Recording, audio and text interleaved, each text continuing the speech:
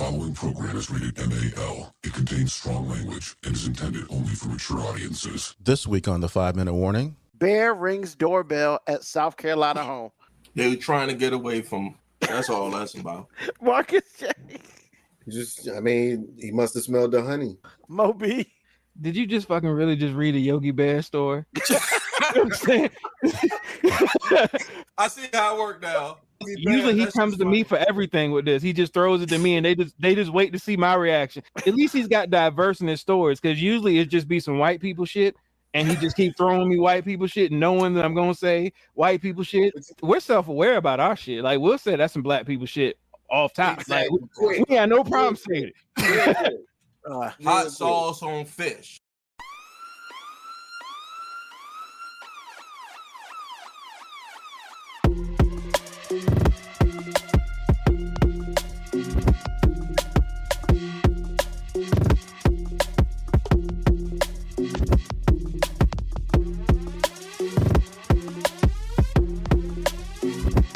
The show that gives you everything and nothing at all.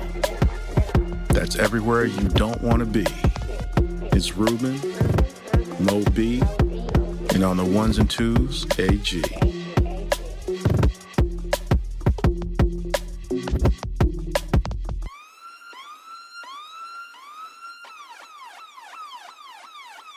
The 5-Minute Warning.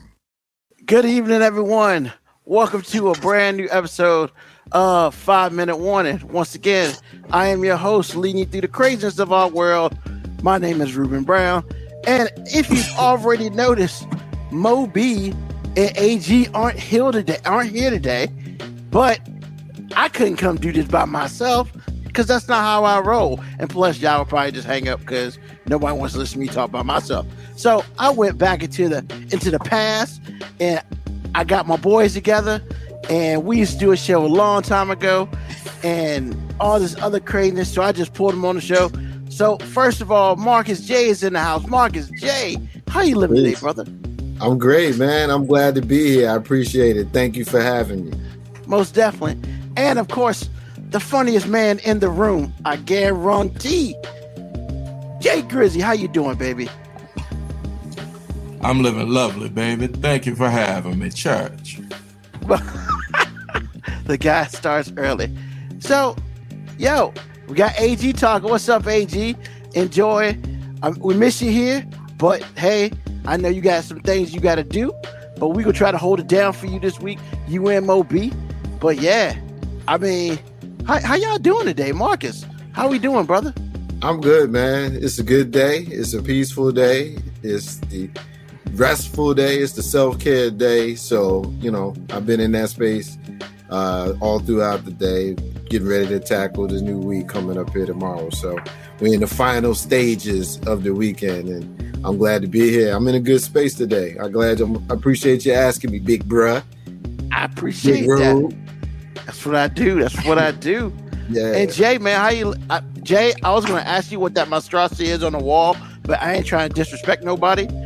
What's up, man? How you living? First of all, let me change my spectacles for a moment. Let the audience see what it is. What you're witnessing right here is, how my man Booker T say, two-time Fantasy League championship and six-time Super Bowl world champion that my auntie made for me, Pittsburgh Steelers. She made a door knocker. What you call them?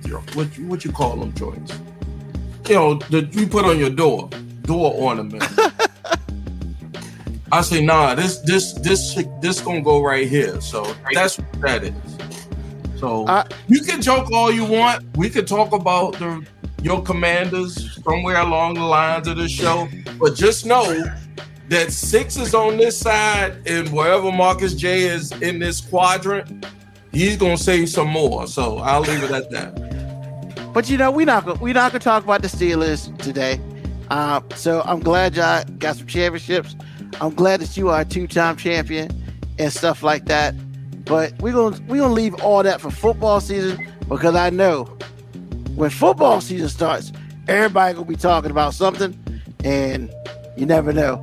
And of course, I thought he won't go be here today. MoeB's in the house. Hey, What's going on, MoeB? Better late than never, man. Oh man, this is so. First of all, we haven't had a 4-box in like at least a year and a half. So I already know this is about to be crazy. So, man, I mean, before we get into the craziness, I know MoeB. I'm glad you returned from parts unknown, and you might not have had a chance to catch it, but you know, WWE did this little thing called SummerSlam last night, man, and I mean, all I got to say is a tractor versus a ring. The ring didn't win. But I'm going to be honest with you. That could have been the most boringest match, second boringest match on the card for me.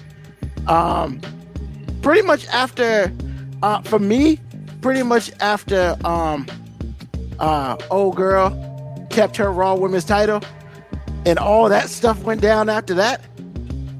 I would say my next favorite moment was the entrance of the Baron Corbin match, because when that crowd came up there and started singing "Bum Ass Corbin," come on, man, you gotta, Marcus. I see that face, but when they were singing "Bum Ass Corbin," come on, that shit was funny, bro. It was funny, but that's about it. The match was terrible. I'll be honest with you, though. I'm gonna be honest with you. Watching that reminds me of why I quit watching wrestling in the early 2000s. Why when you and I have conversations and you always be trying to get me to watch all the other wrestlers. Hey, you got to watch this, man. You be wanting me to give it more than the 3 hours a month that I have in me. It's because of matches like that they actually would put on a pay-per-view. So instead of fixing whatever you blundered with this nonsense with Seth Rollins and pulling him off of the card because of some kayfabe injury to some dude that most of us who watch wrestling wonder when he's going to put shoes on. Instead of figuring out a way to get Seth Rollins back on the pay-per-view, we got to deal with Baron Corbin. And we got to act like that was, you know, like, oh, they were teammates when they played football. Like, that's how you selling this match? Like, really? I could go on a rant, I promise you, about everything they did last night. Hey, Marcus, I'm just glad that I'm not the only one that. Oh my God, people talking about how it was a good pay-per-view. They had two good moments. Anytime Bianca Belair is on the screen, that's a good moment. That's a good moment because she's the hottest thing in there other than Roman Reigns, who I'm going to take a little credit for, because I said years ago they needed to turn him heel, get him white hot before you turn him back babyface. And that's exactly what they about to do. So, yeah. And the ending of that match was I mean, I was looking at it and I'm seeing the beer truck with Stone Cold. Like, what the hell is happening? Here's what I'll say about last night in regards to WWE. And I agree with what everybody's saying. The thing is that those two matches that Mark and MoeB said, because of those two matches, y'all talking about Bianca's match and Roman's match. Yeah. Because those two matches were so good in my eyes, as a Jimmy Crockett Jr. every Friday night, Mid-Atlantic wrestling, cheeky baby, Macho Man shirt wearing wrestling fan. Those two matches was so good, it overshadowed the rest of the card. That's my opinion. Yeah, the what's the boy from Usos and the Street Profits are good though. Usos and Street Profits. I forgot. That too. I forgot. Thank you for reminding me. And but it wasn't better. It wasn't better than the first one. It wasn't better than the first one though, and that's the problem. The problem is the first. What you mean first one? The one that the Money in the Bank was so good, it was just hard for them to top that. You talking about Usos and Street Profits. The Money in the Bank was so good. That one was okay. And I mean, they want to split the Street Profits up so bad. And I'm just like, why y'all got to do that? Split somebody else up. But no, I will agree. I mean, I don't know why they're trying to split up the good. Like the Hurt Business. You think? Like whose idea was to split them up? Like, do you know what kind of run they could have went on with that? That's because they knew Lashley was already over. So I mean, the audience knew Lashley was already over. With the Horseman. All right. So you didn't need a group around him, so that's why they were able to break him up. So if he wasn't trying to get somebody else over, who else was with them? Shelton Benjamin? I mean, not Shelton Benjamin. What was the other? Cedric Alexander and Benjamin. Yeah. If they couldn't get over like that, they not worthy. Yeah. But look at just hanging out with Roman Reigns, with keeping them together, is showing you how you can get the Usos back over. Like the Usos been over. Oh, they've been.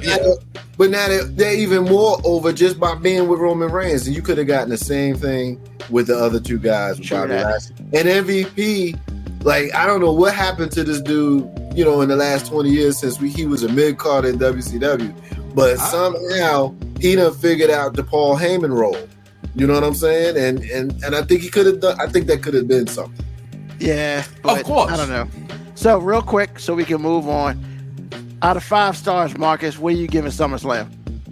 3. Jay? 3. It was average at best. All right, Jay? 3.5. I agree. And I'm like 3.5 too, because the Bianca Belair match was dope. The after the match was dope.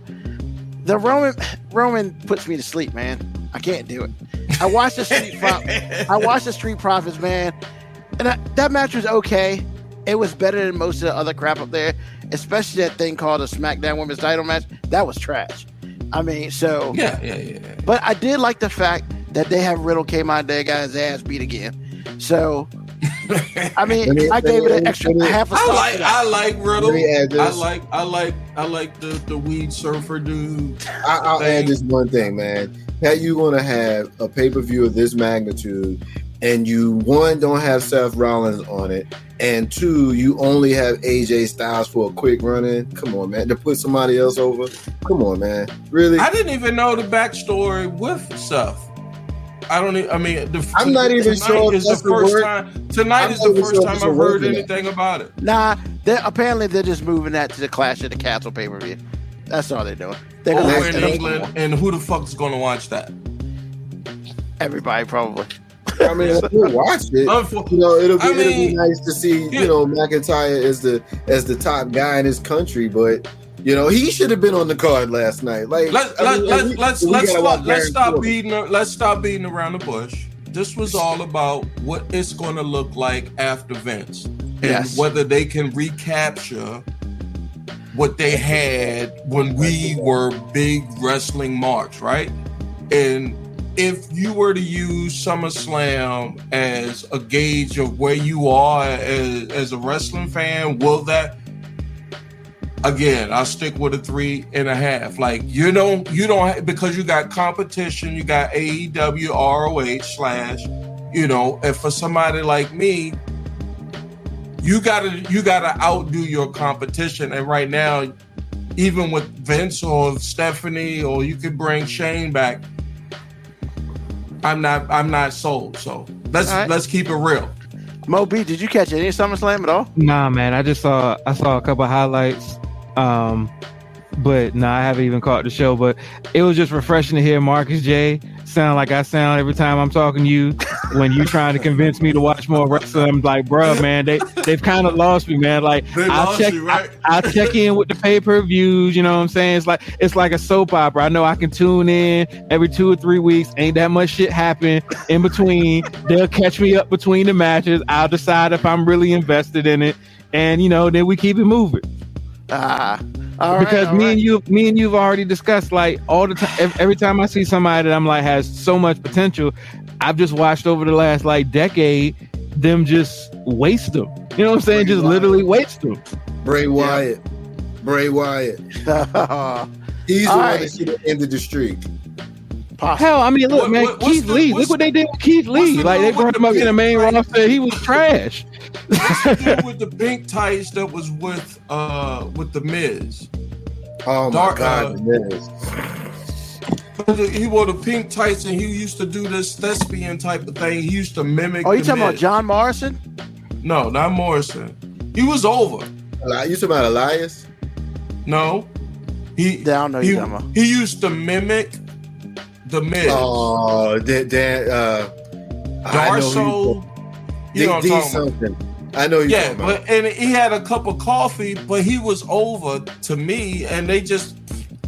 I mean, I can't think of his name. Yeah, we Rube, we could talk about this all day. Yeah. We all know Vince touched every single one of them and get paid for it. That's all I'm gonna say. Allegedly. All right. So, oh man, the board's blowing up. Good, Dre. I'm the 5th best person on the show. Thanks, Dre. I appreciate you. Dre is my guy. Already, hold on.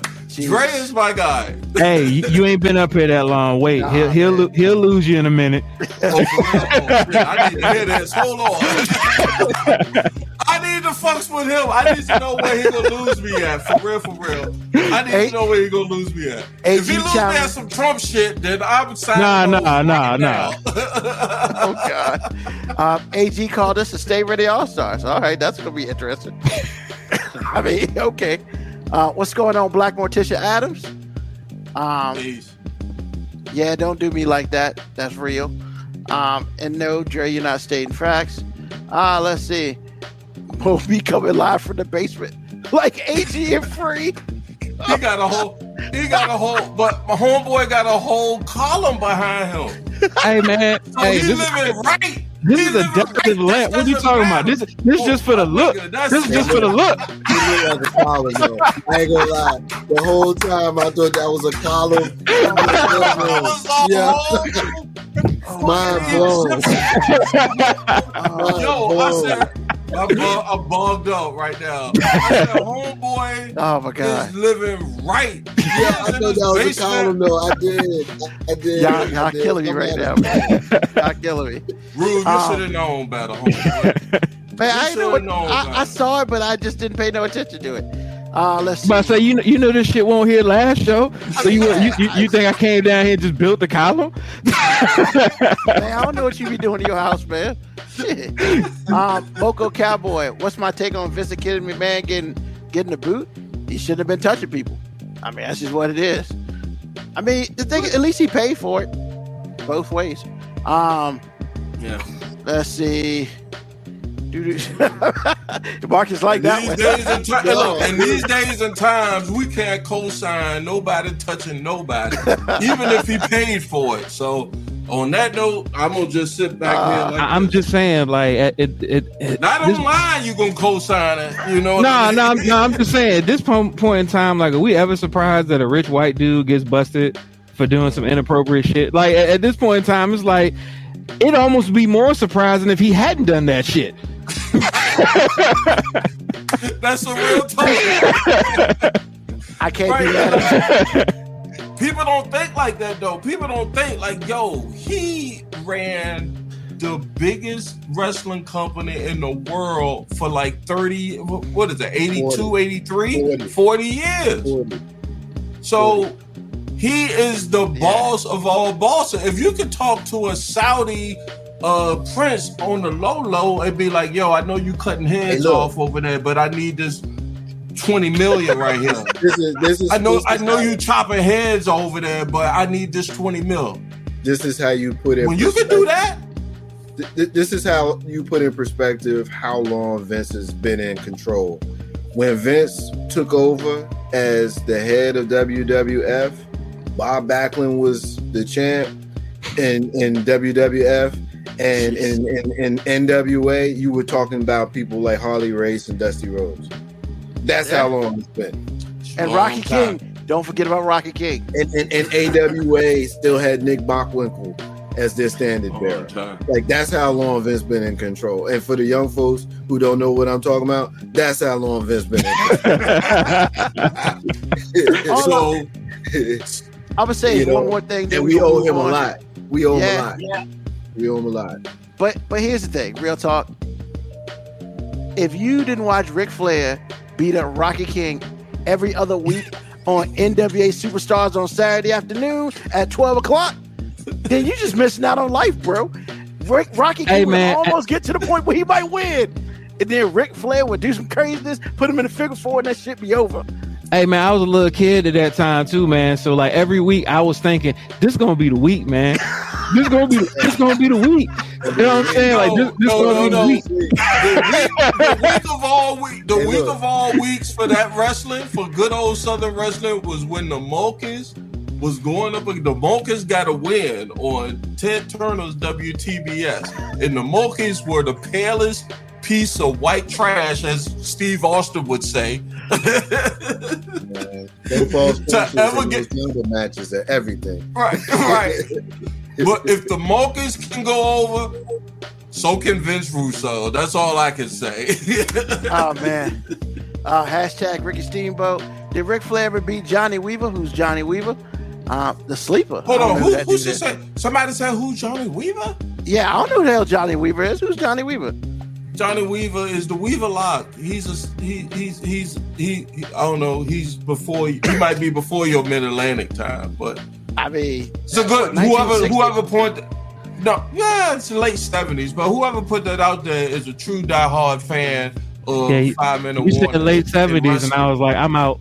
I'm out. I'm out. Oh man. Yo, y'all killing me right now. This is the most we've ever talked about wrestling on this show. It's a good show. It's a fucking good show. I mean, can't complain. So we're gonna start out with some crazy world today, and I got some good ones for y'all. Last week I had some good ones. Man, look, when it's all said and done, we must all realize that this world full of a whole bunch of crazy ass people, and they do a whole bunch of crazy ass things, and we need to make sure that we bring a shine on that, because when there's no shine on crazy ass people, you are not going to expect the crazy shit that happens, especially when it happens right in front of you. You just need to know. So the first crazy thing I want to talk about is, did you know that on July 12th it is Paper Bag Day? Where? Like in the United States, it's called Paper Bag Day. That's when they create the paper bag. Paper bag or bag? Oh snap! I'm glad you explained that, because I was thinking, we had a day for that. I thought that was like the day that dudes could smash ugly chicks. Like, you know what I'm saying? You just paper bag them real quick. Hey yo, Rue. The show is officially off for real. Rue, where you find this guy at? Where you find this guy? Yeah, I'm so glad you explained that, because I was like, paper bag day, like, bro. Hey, Rube, you put these two together? Like, bro, we got a day for that?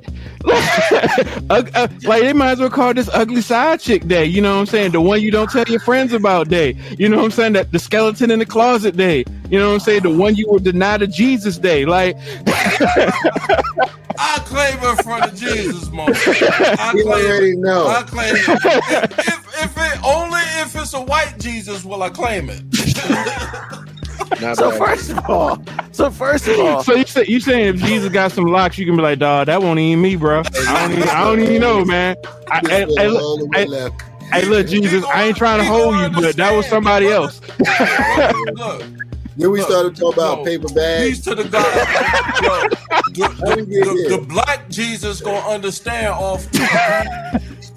Oh God. He ain't gonna even ask me what it is. He gonna know off top.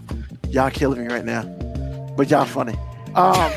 So back in June 12th, what? That don't make no sense. It's celebrated on July 12th, but it was created June 12th, 1859. Some dude got a patent for the machine to assemble paper bags. Yes, they created paper bags in 1859. Right. And we celebrate that dumb shit. So, but that's not what's important about this article. What? I'm not sure if celebrate is the right word, but okay. Yeah, but you gotta know about something to celebrate it. Like, but it gets better. But wait, there's more. Yeah, of course. Hey, man, there's always more here, baby. So, but there are other holidays and observances on July 12th every year. Include Cow Appreciation Day, Different Colored Eyes Day, Etch-a-Sketch Day, which actually seems kind of dope if you gave away free Etch-a-Sketches, but they don't. National Eat Your Jello Day, National Pecan Pie Day, yum. I get it. New Conversations Day, Night of Nights, and Orangeman's Day and Simplicity Day. How are all these days on one damn day? Man, who sits around and congregates on what day this is gonna be? Let me tell you guys. Let me tell everybody in the audience this. That's the way of the world. Everybody's got to have a day, because how else? If as I've gotten older, and this sign behind me says that you can't see it, but I'm not that number. But that would be more to your right, sir. Yeah, the younger people don't want to know about nothing. They want to know about right now. Yeah, they crazy. They don't want to know about nothing. All right, so that was the first crazy world, because got a whole bunch of damn days on one day. You know what? We're gonna shift this now because I find this to be funny. So I was gonna use this for crazy world, but I'm gonna completely make a shift to first thing on your mind. And once again, first thing on your mind, I'm gonna read the name of the article, and I want to choose you and tell me the first thing that popped on your mind. Jay Grizzy is gonna have me laughing. Why you gotta give me first? Do not give me. Hey, yo, usually it's me, so like I'm cool with this. Like, all right, I'll get it over with. I'm about to be a background thing. I'm Woody from Drew Hill right now. Like, I'm about to, you know what I'm saying? Like, my name is Woody. Yo. Oh God. All right, so first article. Sheriff, woman intent on revenge set fire to wrong house. Jay Grizzy. Woman set on revenge sets fire to the wrong house. Yes. First thing on your mind, bro. He knew she was crazy from the get-go, but the shit was that good. Marcus J. Sets fire to the wrong house. She need her ass whooped. MoeB. Like, that's like both in John level terrible. Like, really? Set fire to the wrong house? Like, oh my God, stop it. You ain't got no business setting fire to these people's stuff. And then you go to the wrong people and you burn up the wrong people's stuff. I mean, damn. MoeB. see, I want to have confidence in my fellas, and I want to think that whoever this dude must be brilliant because he was smart enough to know to not show her his actual house. You know what I'm saying? So you know what I'm saying? Every time he was like, "Hey, no, I just park right here." You know what I'm saying? But you know that ain't really my spot. You know what I'm saying? I just park here. That's some shit right there. That's some sugar-free shit right there. It's decal parking. You know what I'm saying? I don't want to get towed, so that's why I park over here. But really, that house over there is mine. His house that got burned down, and your boy, you got to answer to your boy now. Like, yo, your chick burned my house down. I can't say I want to have faith in him. I can't say I want to have faith in my man for being a genius, and then he set his man's up. Like, no, I'm assuming it's like it's got to be the neighbor you don't like. It's got to be the neighbor you don't like, though. Accidentally burnt my house down. Yo, crazy chick. I told you about her. And here you go. We're gonna follow back all the way back around again. All right. He knew he was crazy. He knew she was crazy from the jump. This is fun. But it was worth it. Salisbury, North Carolina. A North Carolina woman apparently seeking revenge on her ex-boyfriend tried to set fire to a house owned by somebody else. The fuck is an arson show? What the fuck? A homeowner was awakened on Friday by a neighbor who saw a woman try to set fire to the house. There are bundles of wood and a fire on the front porch, and deputies found a jug of oil. They said it was used to start the fire. Hold on. So you said tried to set fire. So hold on. You mean to tell me this chick couldn't even get fucking arson right? Hey, I know that chick could. I know she couldn't cook. I know she couldn't. She couldn't burn shit. Got all kinds of knots in the motherfucker. Ain't nothing like some lumpy grits. As a homeowner went to get a garden hose, he saw a burning piece of wood around a propane tank. The garden hose didn't work because the woman apparently used a sealant to block the flow of water. First of all, that's intelligent. Yo, she went next level. Yeah. She's like, you're not stopping this with the water. What did he do to her? The homeowner grabbed a rifle, confronted the woman who was holding one of his dogs on a leash. I guess threatening the damn dog. I'll throw this dog. Hey, all I'm gonna say is she lucky this one in Florida, because that dude would have pulled out one of the things and started busting. It'd have been over with.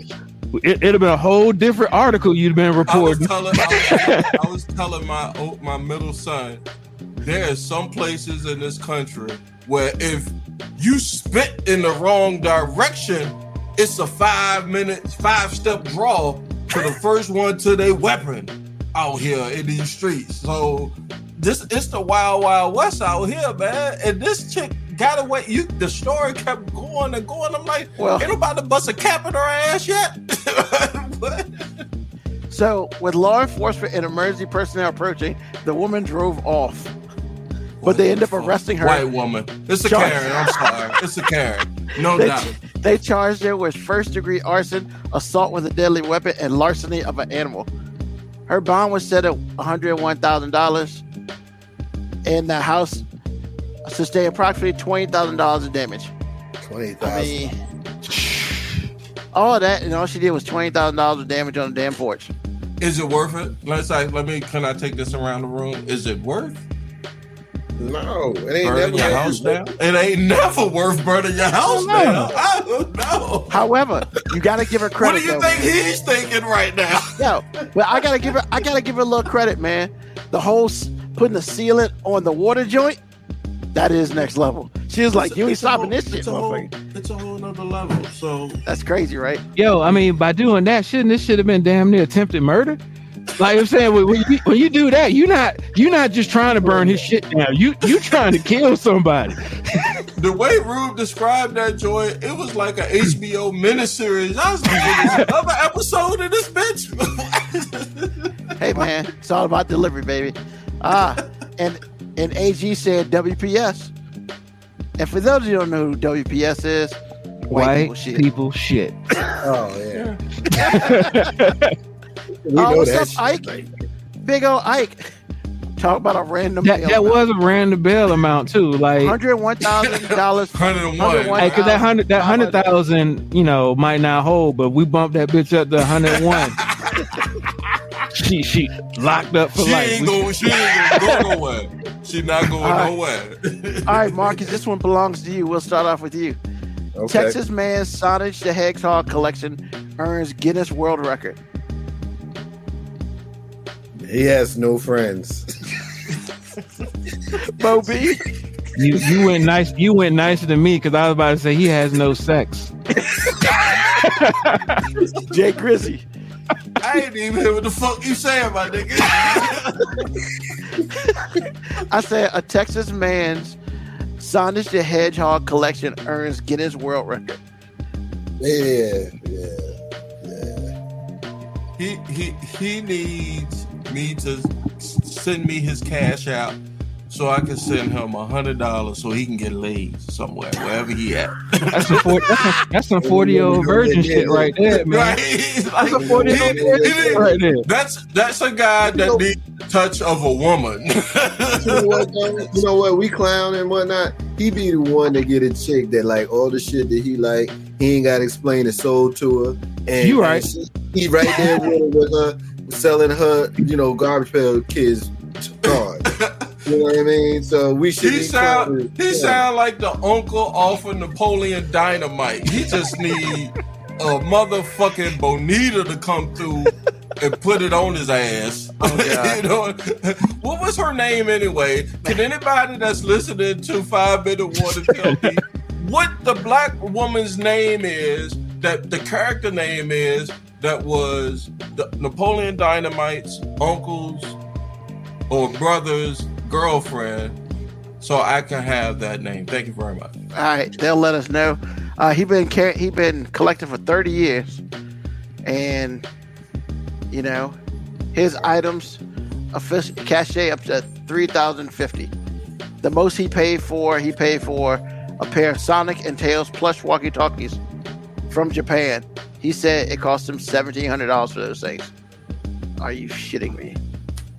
What is he talking about? Hey man, you like what you like, man. You into what you into. Yeah, you know? they don't have.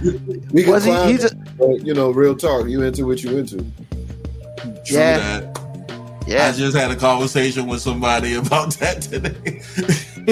Yeah. All right. I'm sorry, Ruben. Go ahead. No, I was gonna move on because No, go ahead. It's done with that. All right, MoeB, this is you. Man's hand severed by sword at Hawaii 7-Eleven store. We'll hit the run on that one. Why you always setting me up with shit like this, man? Man's hand severed with a sword? Yeah, at a Hawaii 7-Eleven store. And see, I want to say WPS, but I mean, he's in Hawaii, so you know what I'm saying? I feel like you did that shit just so I couldn't say white people shit. You don't know. I got nothing for that, bro. Like, he must have tried to steal something. Jay Grizzy, what you got, man? I can tell you that it wasn't a black man because we done got enough cut off back in them slaving days. So we ain't getting nothing else cutting off after 1865. So all right. And Marcus J. Yeah, I mean, like I said, he must have stole something. That's the only thing I can think of because some of the other countries that are less. But you said both hands, right? No, it's just one hand. Oh, I thought you said both. I was about to say. So every time he see his homies from now on, that's how he got to dap them up. Fucking them nigga up with them elbows. But honestly, you won't steal it again if you get your hand cut off. I can only imagine. So they found no, not that one. They found a man that enters with a parking lot with multiple lacerations, puncture wounds, and a severed hand. He's 40 years old. The 7-Eleven corporate office did not immediately return a call for comment. Some dude from Switzerland said he was there. He said the victim started to shout and cry, and I looked at him on the floor, and I saw half his hand was on the floor. The man was wielding a sword as a worker he has interacted with in recent days, and they can't confirm the 46-year-old man they arrested was a 7-Eleven employee. And that was it. So we don't know what the hell. Can I have a hot dog and a right hand shake? Yeah. I don't know the last time I've been into a 7-Eleven. I don't know. I said he was in a whole knife fight. Was that spit off of the Addams Family? Wow. All right. All right, Jay, we back to you, bro. Bear rings doorbell at South Carolina home. They were trying to get away from him. That's all that's about. Marcus J. He must have smelled the honey.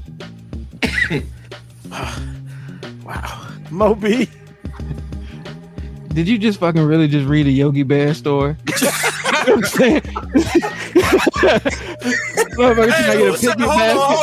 I see how it worked now. Can I get a picnic basket? Hold on.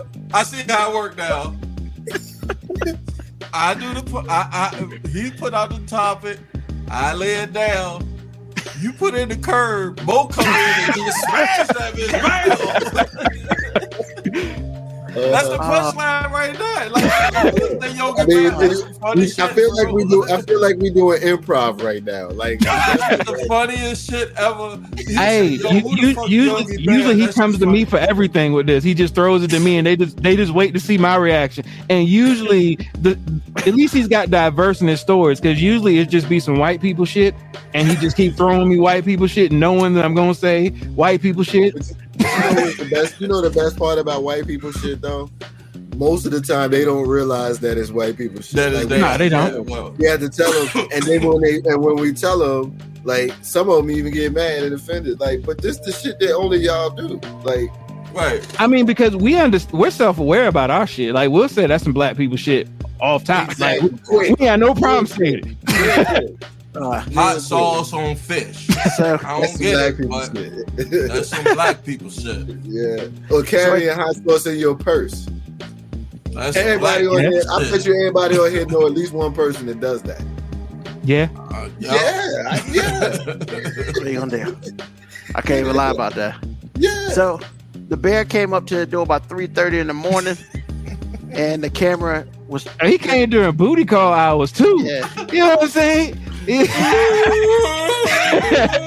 had been there before. Have y'all seen this viral video of a passerby and you look over to the side, you see two bears getting it on the side of the road? It's a viral video. Y'all haven't seen it? Y'all haven't seen it? I have not seen that. Yeah. I don't think I want to. Remind me when the show is over. I'm gonna send that joint to you.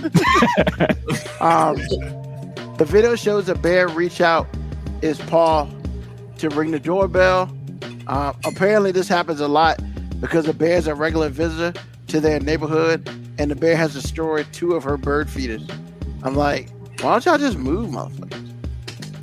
Well, I mean, they love nature. No, man. If a bear First came of all, to my door, that bear ringing the doorbell, so they friendly with that bear. That bear know what time it is. He been in that house before. Right? Yeah, I mean, I honestly think about the guy Jimmy Dean.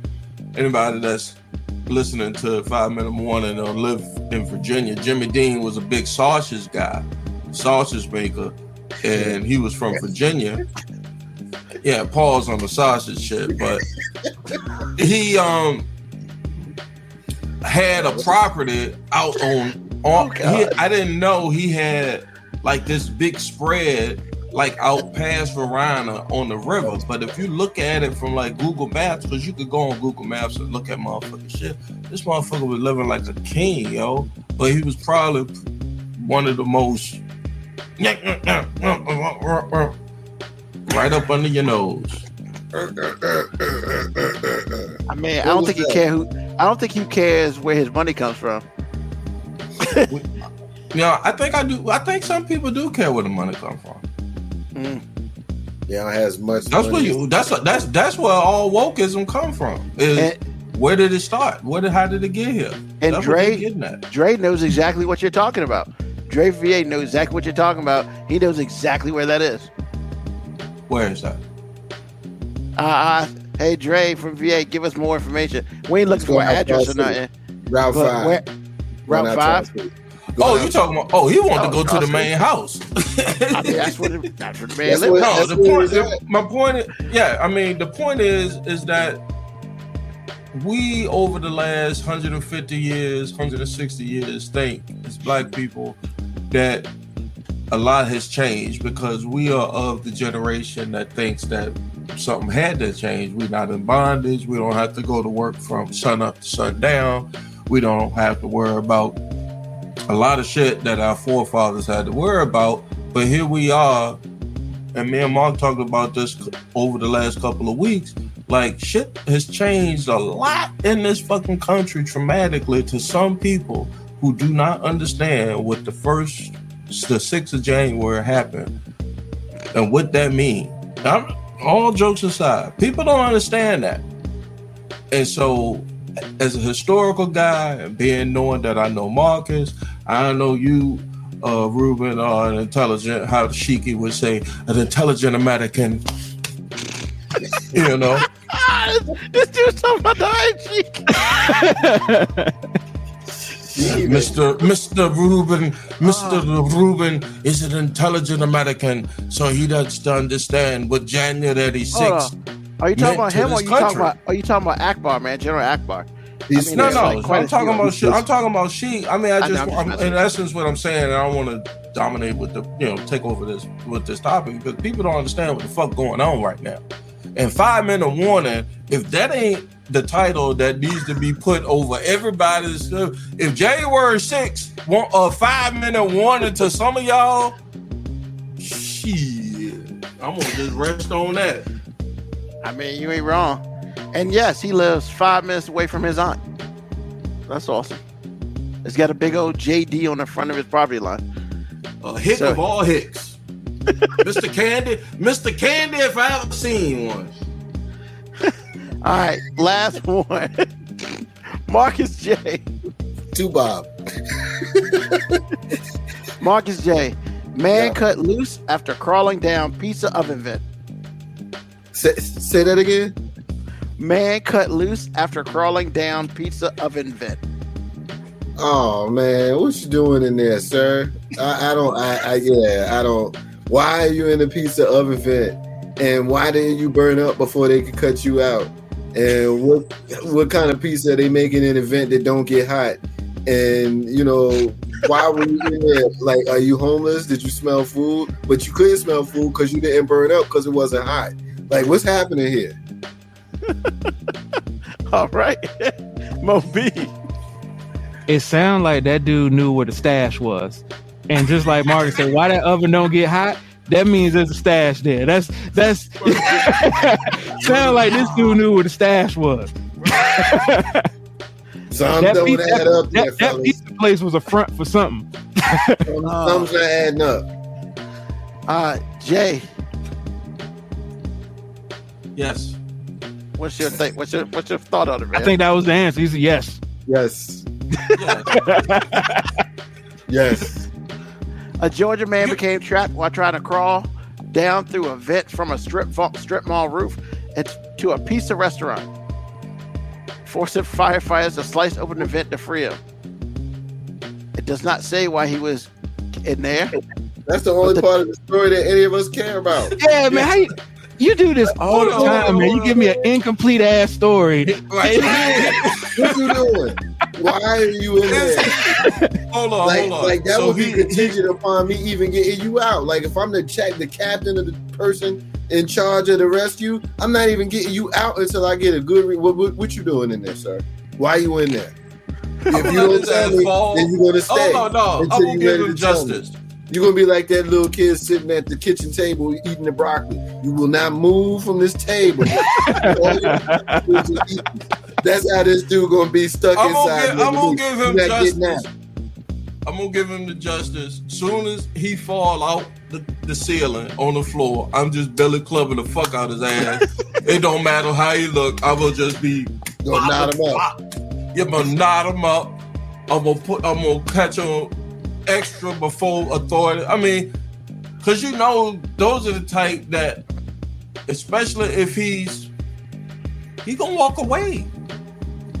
Ain't gonna be no good reason. There is no good reason. I just want to know the reason, but it ain't gonna be. He gonna walk away, as opposed to if he look like me, you, MoeB, and Rude, he might not walk away. He damn sure won't trying to get no pizza. You know what I'm saying? Like we can all agree on that. He won't there for no pizza. No. So a recruiter actually walked in after a Little Caesar employee told her he could hear the man's voice. And it was Little Caesar? Oh, he damn sure won't there for the pizza. She said she went inside the pizza restaurant. Yo, this nigga made me walk away twice, yo. He said walk for the pizza. So he spoke to the man who that's reported. When you want to kill everybody in your house. Go ahead, Little Caesar. She spoke to the man who reported was in pain and having a panic attack. No shit, you're in the middle of a damn pizza oven vent. Why wouldn't you have a panic attack? God. I mean, he could have said the same thing after he ate some Little Caesar's pizza. You know what I'm saying? I ain't gonna front. Little Caesars have got me out of a lot of tight situations in my household. Hey, look, financially, it's just like we talked about Church's Chicken the other week. Like, that shit ain't good for you, but you get 28,000 pieces of chicken for $5. Like, you ain't gonna argue too much with it. For real, I used to tell my dad, I say, dude, just to this day, I cannot feed anybody that's gonna date me a little bit. Murray's Steakhouse burgers or steaks, I cannot eat that. Or chicken franks to this day. Hell no. I cannot eat that shit. And he was like, yo, I just had to do what I had to do to put food on the table for your greed ass. Oh, wow. The board is blowing up. Still, I ain't eating no chicken franks. Them jokes swell up soon as you put them in the water. I see. Moco Cowboys, how dare you blaspheme Little Caesars? Moco Cowboy, how old are you? 10? You know what I'm saying? Like that's the only acceptable response like that. You know, my 11-year-old, she messed Little Caesar up. Oh, he about to go in on her. Hey, I didn't know it was this kind of show. Hey, if it's that kind of show, he going in on the people. Don't sleep on that crazy bread, bro. You're gonna be asleep after that crazy bread. You're gonna be asleep on the toilet. You're gonna be camped out in the bathroom. Might as well take your pillow in there with you in the bathroom because it's gonna be a long night. And then of course, Black Morticia Adams comes through. Little Caesar's ass. Hey, Black Morticia Adams, did you get that Church's chicken? That's what the streets is talking about. We need to know that you finally get you some taste of that devilish Church's chicken. Marcus. Yeah, we need to answer that. What the fuck you walking to? Hey, man. All right. I'm just glad to be here, man. So remember, hold on, Ruben, excuse me for 1 second. Hey, she responded. What'd you say? She going in? I did my gut taste. Hey, don't say your boy didn't warn you. I said if you've gone this long in your life without putting that Church's chicken in your body, you can't just jump to that shit. You got to progress to Church's chicken. That's a different level of grease. She didn't go through the proper training to be able to eat that. Oh my god! Just got in the ring, cold. Oh my god! With no training camp. MoeB tried to warn her, yo. MoeB tried to warn her. Hey, yo. It was like good. It was. You can't just roll up in White Castle and think that you just hell no. Nah, man. You got to have a discussion with your body first. I told her cancel all her plans. I said if you go there, cancel all your evening plans. You know what I'm saying? Like, you know. So just the next day, just go on and get your colonoscopy, man. But the sad part is she going back, yo. She going back. They got you. Oh, they got you like that. Oh, you know what? They probably got her with them biscuits, them damn little ass honey biscuits. It be the stuff that. Hey, yo, she got to be the fat bitch, yo, for real. Oh my god. Oh, she about to get at me on that one. So that's it for that section. We done with that. Honey biscuits over this. Hey man, honey it's been so refreshing to have other people chime in on stuff like this, man. Man, you say what you want, man. Them honey butter biscuits are money. Hey, yo, them biscuits are true, man. I ain't gonna front on them biscuits. I ain't gonna front on them biscuits. I know this. The fucking biscuits had me leaning. Me and Marcus. Look. All right, Morticia, just for the record, I don't know how the shit plays out in your video, but me and Marcus are not the biggest guys. So I could not speak for Marcus, but I could say that honey buttered biscuits has never been on my agenda right here, right? But what the fuck? if you choose to like a lot of honey buttered biscuits, so be it. Hey man, it is what it is. Everybody got their own taste, baby. And some people get an acquired taste when they get church for the first time in their life when they're an adult. Now she gonna be up there pookie in it. It just keep calling me. I'm trying to hold on. I'm trying to let her off the hook, and y'all keep going back in. Like, come on, man. Y'all keep going back on the sister. I mean, so it's all good. So, but she did say, Jay, that's what she said to you, bro. So. All right. Hey, girl. I drop them, baby. All right. So we're gonna go. That's a big girl. So we're gonna go ahead and switch to the My Five. So the My Five this week, since I had Gray and Marcus on, a little special. So, if I'm correct, your top 5 music. What was the actual word I used? I apologize. I think you said influences. Influences in your career or your life.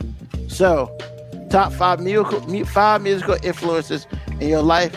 We'll go ahead and start with Marcus J because I know he got his list. All right. You need a why or just a name?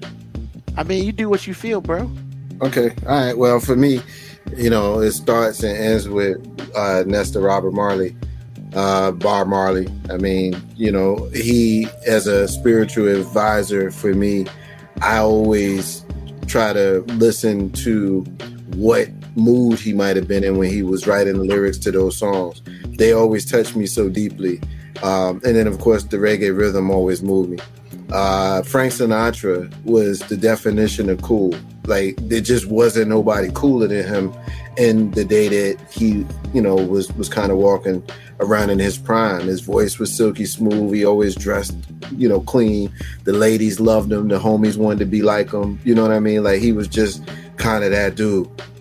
Prince was just dope because he would have his fingerprints on every single piece of the song that he made. So he want to write the lyrics, he want to play the instruments, he want to produce it, he want to record it, he want to orchestrate it. I mean, you know, he was a person that could do every single genre. You know, when he started rapping, "My name is Prince and I am funky," like, we laughed at it, but I mean, it was in his vein. And the dude came out in butt out pants, and we laughed, but we just said it's Prince, and Prince. We kept moving. I always marvel. This is a spot here where I can put a lot of different people in this spot, but I'm gonna just go ahead and just say Sean Carter. You know, honorable mentions go to Sean Combs and Percy Miller and Russell Simmons and people like them. But this spot goes to that kind of, for lack of a better term, composite artist, because they came from where I came from. You know, not just Jersey City or the Northeast, but the inner city, a place where people didn't expect you to be able to do anything, you know, and you took a craft. Then you may have had some nefarious reasons or ways to fund your craft, but you had a craft and you couldn't get in certain rooms and be a dummy. You know what I mean? And you reached back and you saw other people who came from where you came from, who weren't a dummy, and you put them in spaces to be successful just as you were. And you became a freaking billionaire. Like, seriously, like, I mean, that's special. And then the last spot, you know, this can also go to a lot of different people, but I'm gonna just go with Berry Gordy. I enjoy watching someone kind of be the center of putting together something really big and special. You know, here's a guy who knew a lot of people, you know, and he put people together that maybe didn't fit in their eyes, but they created magic that people at our age, 40s and 50s, you know, we're the children of the generation who was rocking to that. And just a few days ago, I'm sitting with my daughter singing My Girl. Like, that is timeless. Good music is timeless, and good leadership is timeless. So that's my 5, and I look forward to hearing 15 more. All right, Jay Grizzy. Wow, top 5 influential. You're gonna have to put it in any particular order. I'm fine with that. Okay, I mean, for me, it all depends on where I am in life. So now, yeah, where you are right now. First one I'm gonna say is because I did karaoke to this joint the other day with some co-workers. That's Teddy Pendergrass. I'm in that. Come on, go home, me. Come on, I'm in that Big Daddy Pimp mode right now, baby. You know, I'm in that. I'm trying to get it in type business. So I've been listening to that lately. I've been listening to I over the last, say, 5 years or so, I've gotten off of hip hop and went to like real instrumentation type music from like the 70s and 80s. So War, I was listening to that lately. A lot of that West Coast funk type, rhythmic type music. Then I did a whole thing lately about, I went through a punk phase, late 70s. I think I talked about it on Marcus's pod. Talking Heads, the Ramones, Blondie, like late 70s, the Clash. I did that. So I'm always gonna have hip hop at the core, that's always gonna be me. But then as I got older, I was like, yo, where these beats come from? So I listened to a lot of the samples that came out, and it took me further back to really like, oh, these DJs did this with the music, and they did that with the music. And so to now my palette look like Bob Ross in this motherfucker, you know what I mean? Like I'm painting that shit together. So my palette is like this. Mwah. All right. Appreciate you. MoeB, what you got? All right, so no particular order, but like one of the first bits of music I remember as a kid, like growing up and, you know, not having cable in my grandma's house and having one TV that I wasn't in charge of. The only thing I had was what my mom had left there, which was old records, and she had every Earth, Wind and Fire record ever. So Earth, Wind and Fire was like my introduction to music, period. One of the things that, you know, not throwing no shade at him, but one of the things that my dad really gave me was Confunction. Like, you know what I'm saying? I remember as a kid, he was like, he had this white cassette. He was like, boy, this is Confunction. And this is how you get it in. Like, I remember this conversation. I'm like 6, and I remember like this is like one of the most in-depth conversations I remember my dad. He had this white Confunction cassette that had Love's Train up there, and I was just like, okay. And I've been on Confunction forever. You know what I'm saying? So, but you know, I guess getting more to like my maturation, like Redman is like such a huge impact. Wow. Not even just musically, because like I'm a fan of Redman, but at the time when I became a real big fan of Redman, first of all, New York hip hop was so big, and me being from the South, I didn't really vibe with a lot of New York hip hop right away. But Redman to me was a representation of me, because he was doing stuff that was hard, but he was still himself enough where you could hear the funny. You could hear that he wasn't just out there just, I'm trying to be the hardest dude on the mic. He was like, no, I'm gonna be clever. I'm gonna make you laugh. Like Redman can make you laugh on a track, make you think on a track, and be like, damn, that's one of the hardest punchlines I've ever heard. All in the same damn verse. So I caught that joint where the first joint where he was a cartoon motherfucker. Not his very first joint, so that might have been the second. That's the Doc's the name. That's the Doc's the name. Yeah, the joint where he was just a cartoon motherfucker on the album cover. I was like, yo, look, I went to Willie's on over by Southside Plaza and copped that joint. And you talking about old music stores, man. You know, these kids don't know about going to a store and getting music. Like, there. Like get the tape, get the album. I got the best buy the tape, and then put it in your car and just ride that joint out for like a week. And I was like, oh, this motherfucker. I had to say, oh, he's spitting. I got the best hip hop story based around Willie's. It's right after Biggie died. It's the night that Life After Death came out, the double album.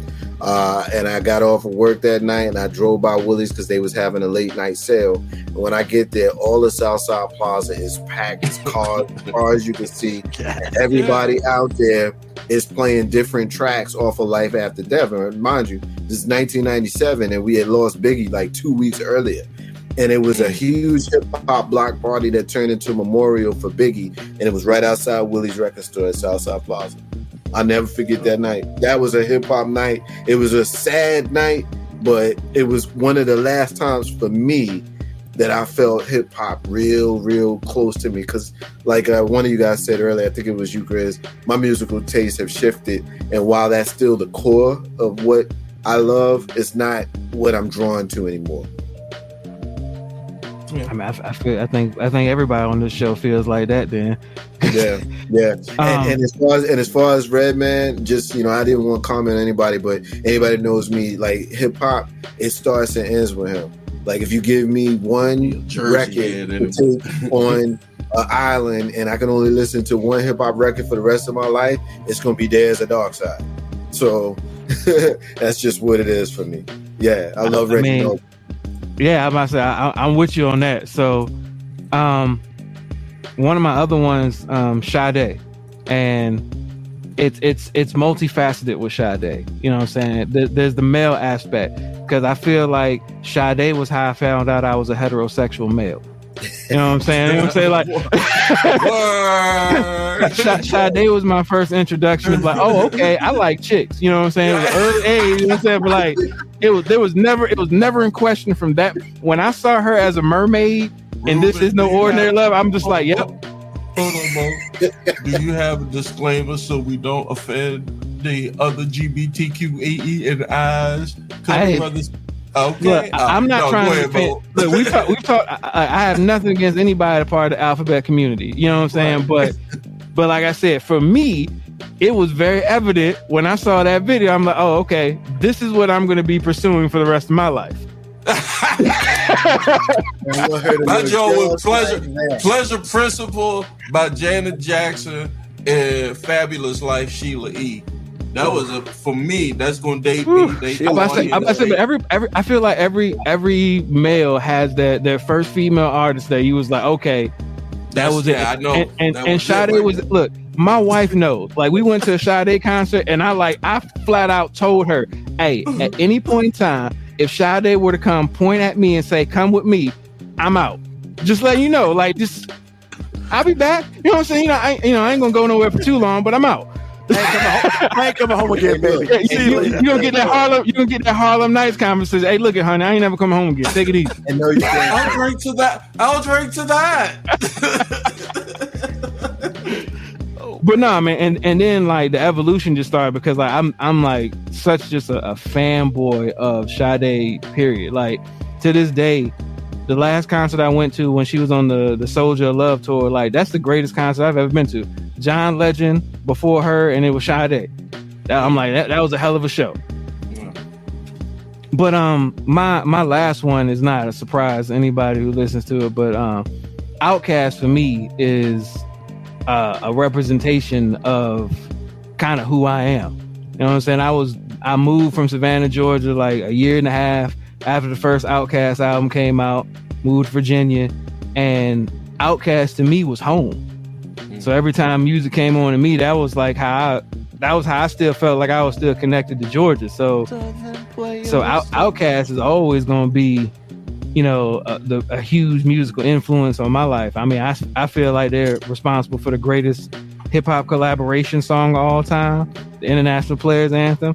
I feel like Bombs Over Baghdad is one of the most influential hip hop songs ever. Like, I put that up against any hip hop song that's ever come out in the course of time. Bombs Over Baghdad, you put that on today, it slaps all the time. Musically, yeah. you can't you Stephen A in it just a bit. Hold on. It's my opinion though. See, it's my opinion, and I wouldn't object to anybody who felt differently, because I always feel like music has a connection with you based on where you were when you heard it. So anybody who gives me another one, I'm not going to argue with you about it, because I'm gonna be like, hey, that's your journey. But like, for me, when B.O.B. came up to me, I was like, that's when hip hop changed for me, because I was like, yo, this was the first hip hop album where they were just like, yo, we don't have to just stick to beats and rapping. We can do everything up here. I see where you're going. You sound like a brother that either somebody, because I'm a musical guy, like I was taught music from second grade. Like, I played violin, and then I played piano, then I moved to drums. So somebody influenced you, fuck you. But somebody influenced you to listen sonically to stuff, because otherwise you wouldn't say that. Because he's paying attention to the music, and he's right. Like, with the way he explained it was like, yeah, like, what rap group maybe Run DMC because of the rock part to it, but yep, I was about to say, who sonically changed how hip hop actually got into that pop field? I can't say Puffy, he tried, but because even Biggie was a street nigga, but Outkast was like, musically, with nobody playing, you never saw them having a big band or somebody like behind them, but you knew there was a band behind them, which was their production company, like Organized Noise. Yeah, I was about to say, because my honorable mention was actually Rico Wade of Organized Noise. because Rico Wade, if you actually know the story, Organized Noise, this is a dude that just knew Sleepy Brown. They were just friends. He had no musical training, nothing. He had a basement that he funded it a little bit, and he taught himself how to do production aspect. He was the ear behind Organized Noise. He was the one that heard a random dude sing a hook and he said, hold on, let's pitch that to TLC for Waterfalls. He heard a song and he was like, oh, that sounds like an En Vogue song. Let's pitch that to En Vogue. Like, so to me, Rico Wade to me is one of the most underrated people in music, because he was with Organized Noise. Nobody really knows who he is, but if you ask them, they're like, yo, he was the ear. He was the one that basically validated, hey, is this a track that works? And he was yaying or naying it. And I mean, based on Outkast's career and everything, I mean, the dude hit. I can't think of a song or album that Quimini joint, man.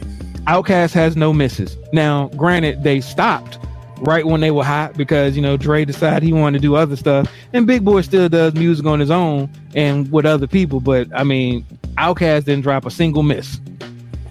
Can't argue with you on that. I have to agree. All right. Before I do my 5, Moco Cowboy, I did see that episode. It was quite interesting. It's definitely worth the watch. 101 places you go before you die or something. Richmond was episode 3. It was pretty dope. What you got to eat before you die or something. I don't know. It was some stuff I saw on TBS or something. All right, so my 5. I'm gonna start with Tribe Called Quest. I love the way they tell stories in their music.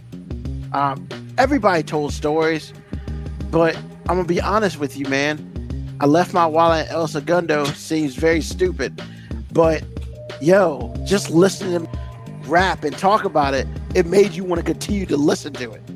And because if you admit I left my wallet in El Segundo, that sounds like a stupid name for an album. That sounds like a stupid song. But nah, Tribe made it work. And not to mention all the other hits that followed after that. Parliament Funkadelic for me, it's just something, it was between them. I mean, I want to throw Earth, Wind, and Fire here too, because that whole 6 or 7 years, because I mean, I was born in 73, so I only got part of it. But the late 70s, early 80s, that whole stuff, like I'm in bed trying to sleep and my dad's playing it on his stereo. I mean, I have no choice but to absorb it. I'm trying to see. Daddy was setting it up. Yeah. Boy, he was out with the shiggy, baby. Nice, baby. You was setting it up. I do that today, baby. Hey. When she hit that Earth, Wind, and Fire, it's popping, nigga. But I mean, once again, I appreciate that he gave me some good stuff to listen to while I was in my room. LL Cool J has remade himself multiple times. I am a fan of that. A lot of people say he whack on some things, but he's good on other things. But if anything, we don't talk about how flexible he was and how much he adapted to what was in front of him. So I'm a fan of that. That's 3. NWA as a group, for me, changed my life. Like, surprisingly, I grew up in Petersburg, in the suburbs of Petersburg. And, I hear NWA, straight out of Compton, fuck the police. What? I mean, back then in Petersburg, we didn't necessarily those issues weren't out front, for real. So it was like, wow, this shit's kind of dope, And then pretty much number 1, I mean, I said NWA the way I said it for a reason, because to me, Dr. Dre, everything he touches, except for some of that crap in the later stages, is platinum. I mean, he was big at NWA. Death Row Records. Do we even need to talk about Death Row when he was there? The Chronic. Even when he came with the Aftermath, the Chronic 2001, he put Eminem on. I mean, and then let's just talk about the fact that he sold a headset company for billions of dollars to Apple. Get the fuck I out got them here. in my ear right now. Yeah, I mean, get the fuck out of here with that. So, like, to me, whether it was anything off the Chronic, or even that dumbass song, Something to Dance To, on the first NWA album. Oh my God, that is the worst fucking song ever. But that beat is sick, and it loops, and he loops it. And it reminds me of the World Wrecking Crew days that he was with, World Class Wrecking Crew he was on. I mean, yeah, all that music was trash at the time, but it comes up on the Spotify. I didn't think it was good, but that's just me.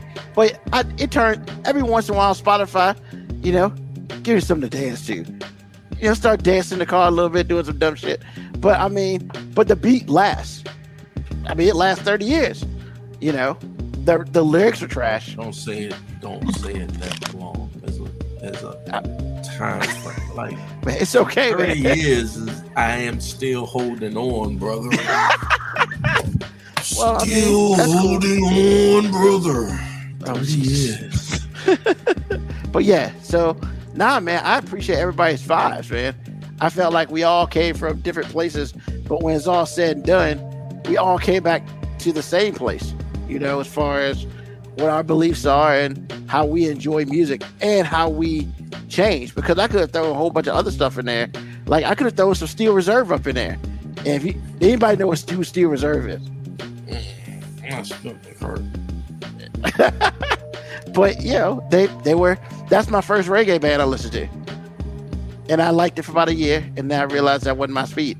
So I mean, just stuff like that.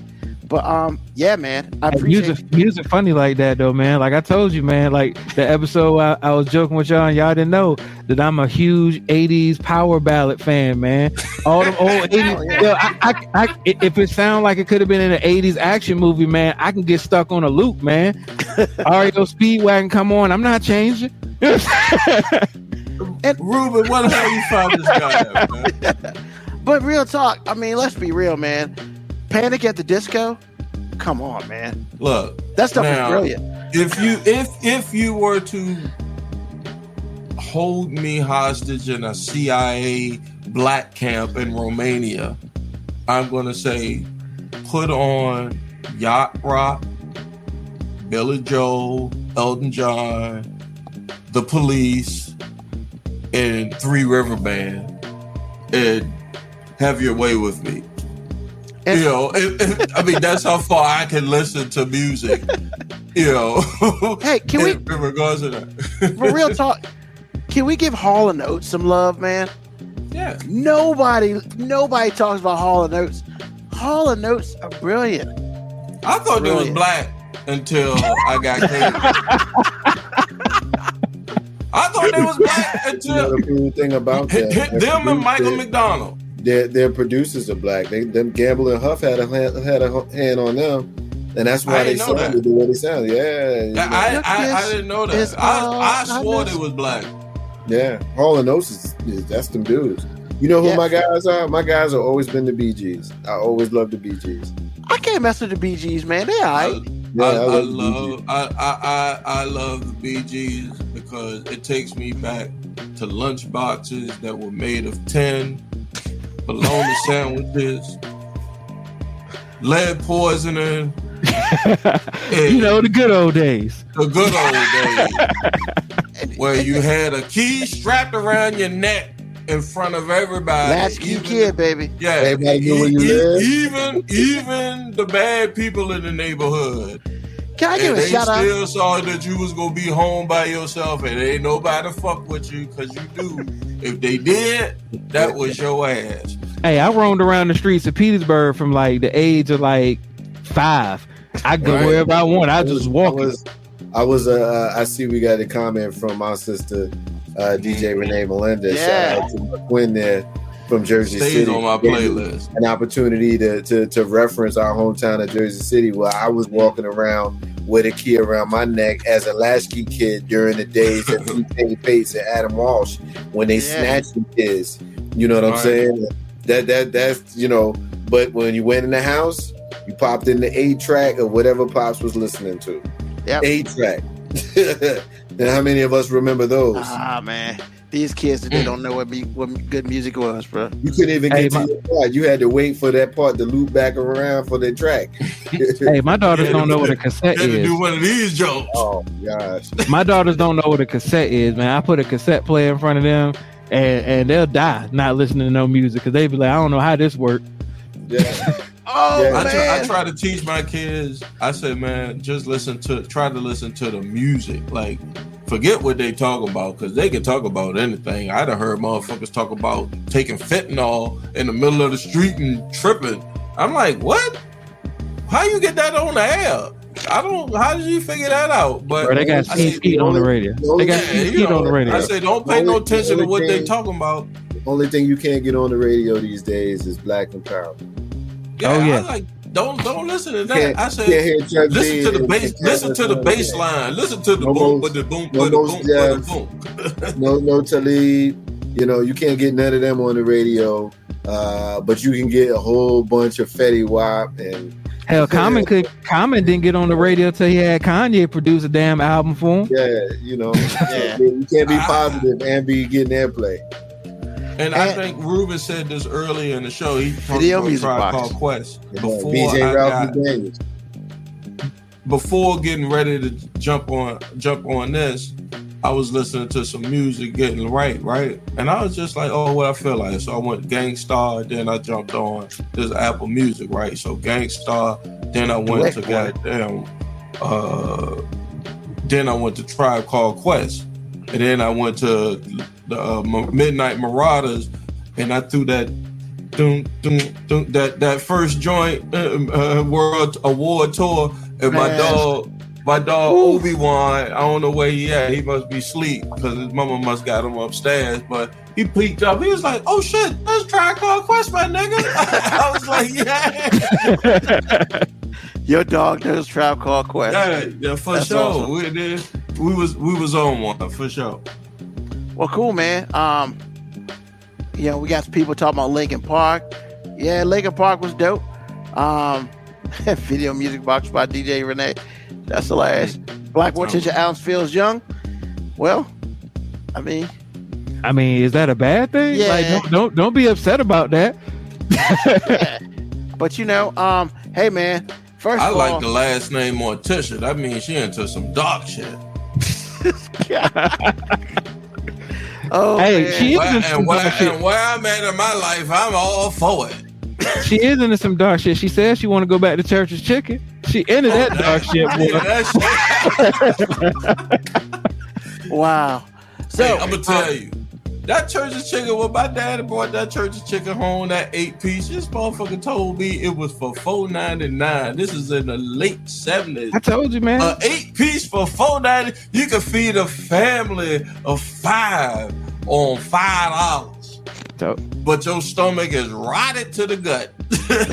Not quite sure if it was really chicken because I ain't never seen no chicken wing that big. But you know what? I ate it. You know what I'm saying? I ain't asked no questions. Ate that shit like a motherfucker, yo.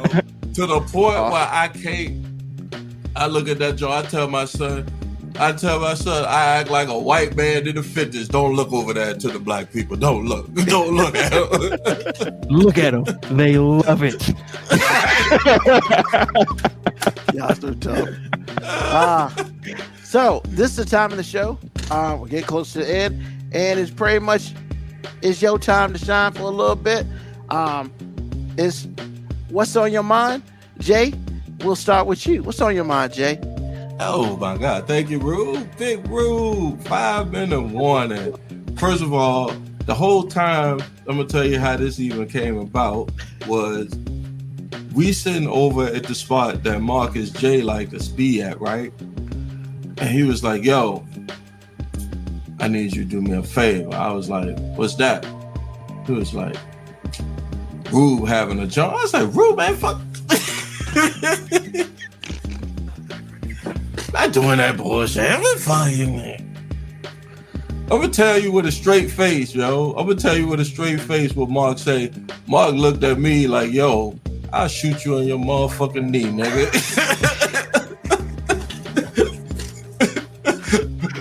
Calm the fuck down. Calm the fuck down. Big Rude asked, could you come on the show? I said, all right. I said, well, shit, yeah. He was like, I knew you would say that because it's for me. So here's what I say to that, Rube. Like, first of all, this whole get up is showing me how shit can be done, because there's a whole nother thing that I'm trying to do separately that I need to get together, but it lets me know that it can be done. So first thing is, kudos to you, my brother. You know, kudos to you. I hope all your fantasy teams do suck it this year. I'm a defending two-time champion, one league, so you right. See, I hope, but I hope what you got going on is a good thing. 5-minute warning is, I've seen it on my timeline on social media, and hopefully when my shit get popping off, y'all see it right up under that joint, So kudos to 5-minute warning. Thank you for having me. Much love, y'all. Appreciate it. Hey, man, let me know. Let me know when you get your stuff off, man. You come on the show, let everybody else know. Because, sure, my people, your people. So I'm about to say, get an invite, man. We'll pop up there. Yeah. For sure. For sure. Marcus J, once again, I appreciate you, bro. It's your time. What's on your mind? Hey, man. Many of the folks who know me can see that I'm kind of shifting. I'm different these days. And I'm happy about that. People put the impression upon changing and shifting as a negative. Oh man, you're acting funny these days and all that kind of thing. But I think we should be mindful of the things that are innate that give us joy. And we should spend more time in those spaces, whatever they are. And if those things are positive, that's all the better. And those folks, who should be around you will be around you. But your energy will dictate how you are treated and how you deserve to be treated. And the most important thing with regards to treatment is how you treat yourself. If it don't feel good, don't do it. You know what I mean? And if it does feel good, do more of that. That's what I'm on these days. There's reasons for that, but that's not isn't necessarily the place for it. He's trying to get me to tell a story which we don't have the time for, but that is the gift that I gave him. That is a healing crystal. It's a tiger's eye healing crystal, which is something that I've gotten to become quite fond of. So if you're one to want to know more about what that means, then you can Google healing crystals. But it was a very personal moment, and it was a very important moment that I wanted to share with my brother over there because I love him. So he's a lot, as you are getting used to on the 5-minute warning. The listeners who may not be used to us and to him, who are more used to your usual crew. He's an acquired taste, but he's ours, and we love him. So, and, love you, Grizz, with your crazy self. So, but I appreciate you, man, Big Rube, and MoeB. It's always a pleasure when I get an opportunity to share time base with you. And peace to your listeners and your viewers, man. I mean, I'm very happy to see you continuing to do this. I'm going to support you until one of us don't breathe no more. And if it happens to me that goes first, then I'm going to be one of your guardian angels, because that's how much I love you, Big Rube. So appreciate you, fellas. Y'all be easy. Awesome. Thanks, sir. Same. Quick thing. Thank you, DJ Renee. I appreciate you. And I guess Black Mortician had to give that bed some ass. So, good night to you. Hope to see you back next Sunday. MoeB, what's on your mind, bro? I mean, it was refreshing to not talk about some of the heavy topics that we do talk about occasionally up here with politics and senators twerking and but yeah, we ain't say vote Senator Mack not one time, you know what I'm saying? So, but no, man, like it definitely pleasure having you two guys on, man. Marcus, I've been a fan of you since meeting you through Rube, you know what I'm saying? So, like, matter of fact, I still remember being on your show, man. Like, I tell Ruben all the time, man, we need to get over there, man. We need to slide through again, man. Like, I just enjoy talking to y'all so much, man. Like, so thank y'all for coming up. Like, I know Ruben know I was going to be up here tonight, so he was trying to get his A squad because the B squad, me and AG, we weren't going to come through tonight. So he decided to upgrade. He's been trying to replace me for like a year now. You know what I'm saying? Like, he can't do it, right? He be stealing my segments and shit and everything. Damn. Rue over there Suge Knighting me, man. You know what I'm saying? Like,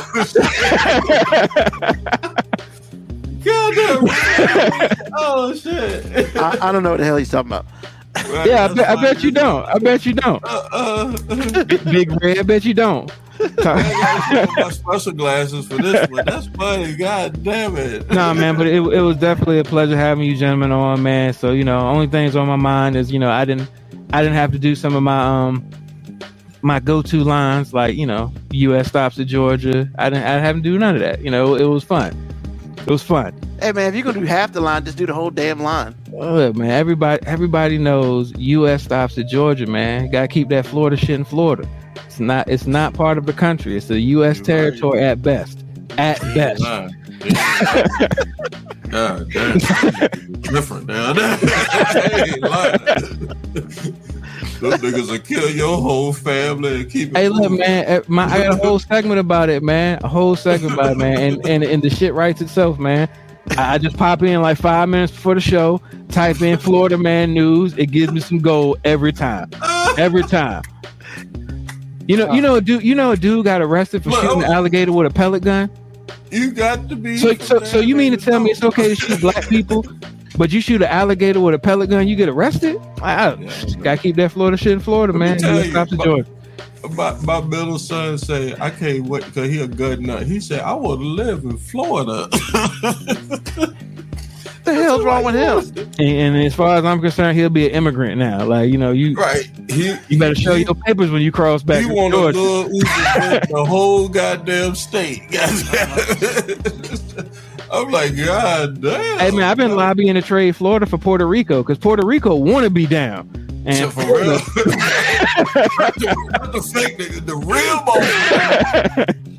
Yo, they hurting over that bitch. That got the hurricane over that motherfucker, and Trump throwing over motherfuckers paper towels at your ass. Like I said, Puerto Rico want to be down. Florida been trying their damnedest to get up out the paint. Puerto Rico, like we just, all we gotta do is, give them a 7th round pick.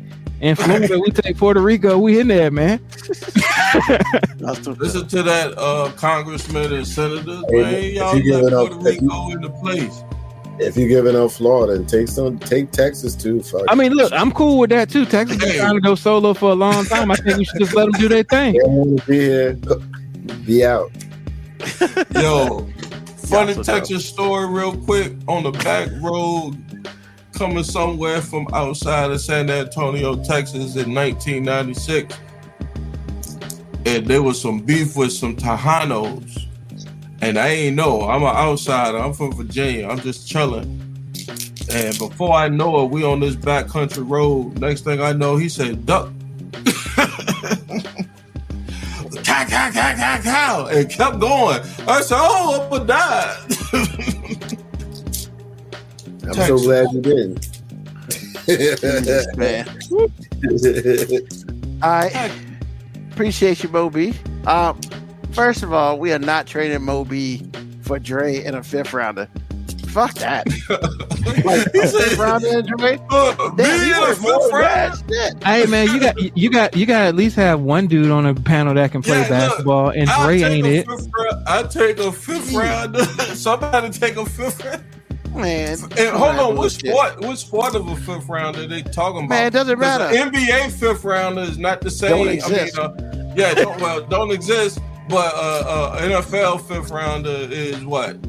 Is he making the roster, Commanders? Man, yeah, he gonna make the roster. But damn, man, why am I gonna give the franchise for a damn 5th rounder in a person that's questionable? Stop with that franchise thing, man. This show is Ruben Brown presents the 5-minute warning. That's it. I am a featured artist. I am a background singer. I am a pip. You know what I'm saying? I come back to this one mic. Hey, me and AG we slide right back to the mic. Are you saying you Ronnie DeVoe? I know my lane. You know what I'm saying? I all day. After you get over Gladys's looks, it's all about the peps. First for y'all, though. I understand how you feel, my brother. Yeah. Y'all do. So, first of all, I'd like to thank Marcus J, and Jay Grizzy for coming through on the show. First of all, it's a long show, but I appreciate y'all being here. And the last started from the first second to the last second. So I appreciate y'all. And y'all most definitely, whenever y'all want to be on the show, all you gotta do is holler. You are on the show anytime you want. You just let a brother know. So I appreciate you completely. Hey, MoeB, thanks for being here today, man. I didn't expect you to be here, but you came through anyway. I appreciate you. What you think I was gonna stay in West Virginia forever? I mean, I was hoping you get out of West Virginia as soon as possible. Cause you know that it ain't dang. I mean, that shit happens. With a column behind them. You know, shout out to my boy AG, who's out in parts unknown, doing what he doing. Listen to the show. Appreciate you, and I appreciate everybody. You know who chime in on the show. The board is a good part about our show itself, and it's much harder and a lot less funny to do the show without the people on the board. So thank you. What's on my mind is very simple. Hey, if you want to get it done, put your mind to it. You know, if you put your mind to it, you might as well just go ahead and do it. There's no point in sitting here thinking, well, I could do that, or I might do that, or I should do that. Just effing do it. You know, if you want to start a podcast, start your podcast. If you want to build something, go build it. If you want to grow something, go grow it. If you want to have some more kids, you need to talk to somebody first. But I'm just saying, you know, if whatever you want to do is the only person that's holding you back is you. Now, if you try to do some illegal shit, then the law's holding you back. You might want to think twice about that. But hey, all I'm saying is, you know, the more time you waste by not doing it is the less you have of it to do. You know, you never know when our time is up. So do what you need to do. Hey, you know, be happy while we on this planet. We wake up with our 2 feet. Let's keep it pushing. So once again, I'd like to thank everybody for being on the show. I'd like to thank the board once again. Hey, next Sunday, MoeB and I'll be back. Once again, AG will be from parts unknown, but we still love him anyway. We love him anyway. And once again, thank you, Marcus J and Jay Grizzy. So, just like we say all the time, you know, tell a friend, tell an enemy, just tell somebody about us. And of course, as always, love, peace, hair grease, soul, and deuces.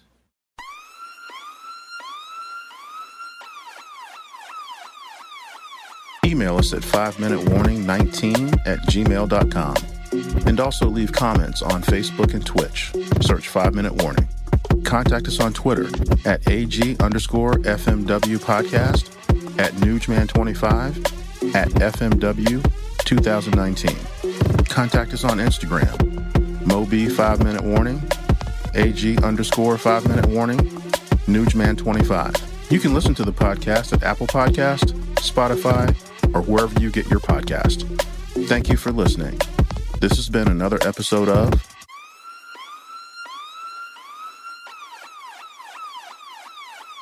The 5 Minute Warning.